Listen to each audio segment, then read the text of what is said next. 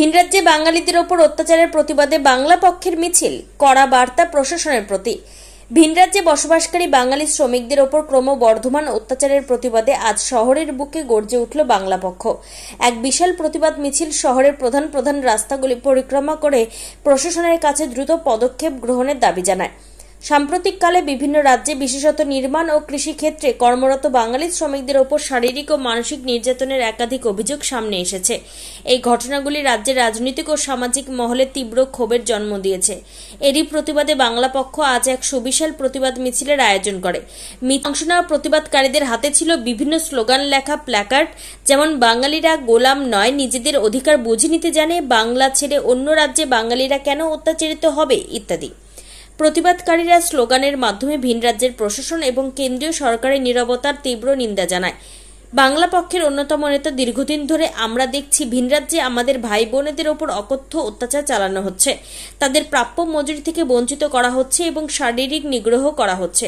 এই ধরনের ঘটনা কোনোভাবে সভ্য সমাজে মেনে নেওয়া যায় না। আমরা রাজ্য প্রশাসন এবং কেন্দ্রীয় সরকারের কাছে আবেদন জানাচ্ছি, এই বিষয়ে দ্রুত পদক্ষেপ গ্রহণ করা হোক এবং অপরাধীদের বিরুদ্ধে কঠোর ব্যবস্থা নেওয়া হোক। মিছিলে অংশগ্রহণকারীরা প্রশাসনের পক্ষ থেকে উপযুক্ত পদক্ষেপের আশ্বাস না পেলে বৃহত্তর আন্দোলনের হুমকি দেন। এই প্রতিবাদ মিছিল শুধু একটি নির্দিষ্ট ঘটনার বিরুদ্ধে নয়, বরং ভিন রাজ্যে বসবাসকারী সকল বাঙালির নিরাপত্তা ও অধিকার রক্ষার একটি শক্তিশালী বার্তা। প্রশাসনের পরবর্তী পদক্ষেপের ওপর এই আন্দোলনের ভবিষ্যৎ অনেকটাই নির্ভর করছে। এই বাঙালি শত্রুরা হুঁশিয়ার, সাবধান! এই বাঙালি শত্রুরা হুঁশিয়ার, সাবধান! এইটাই তো বলি, জয় বাংলা কায়েম করো, এই জয় বাংলা কায়েম করো। বাঙালি শত্রুরা ভয় নাই, এই বাঙালি শত্রুরা ভয় নাই, এই জয় বাংলা। বাঙালি শত্রুদের ঠাঁই নাই,